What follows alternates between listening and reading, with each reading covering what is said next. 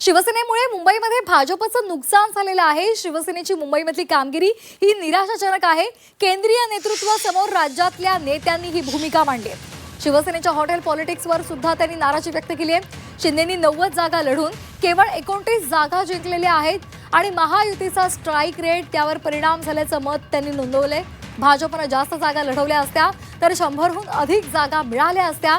राज्यातील नेत्यांनी पक्षश्रेष्ठींकडे आपली भूमिका मांडली आहे। अशी कोणतीही गोष्ट नाही।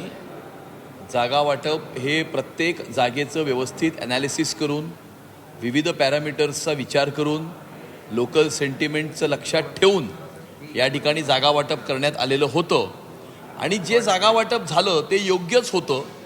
त्याचं कारण असं आहे की जो निकाल लागला त्या निकालामध्ये हाफवे मार्क हा 114 होता आणि 114 पेक्षा 4 जागा जास्त, म्हणजे 4 जास्त आल्या आमच्या हाफवे मार्कपेक्षा। त्यामुळे 118 जागा जिंकून महायुती एक स्पष्ट आणि पूर्ण बहुमत महायुतीने प्राप्त केलेलं आहे। आणि त्यामुळे याचा अर्थ हा होतो की जे जागा वाटप झालं, जे काही उमेदवारी देण्यात आली होती ही सगळी योग्य होती, हे निकालांनी स्पष्ट झालेलं आहे।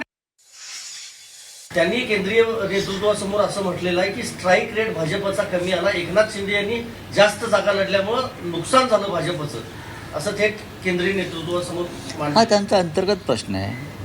महानगरपालिका निवडणुका संपलेल्या आहेत। निवडणुकांचं एक वर्तुळ पूर्ण झालेलं आहे, लोकसभा ते महानगरपालिका। भविष्यामध्ये एकनाथ शिंदे यांना आपल्याबरोबर ठेवायचं की नाही याच्यावर सुद्धा दिल्लीमध्ये लवकरच चिंतन आणि मंथन सुरू होणार आहे।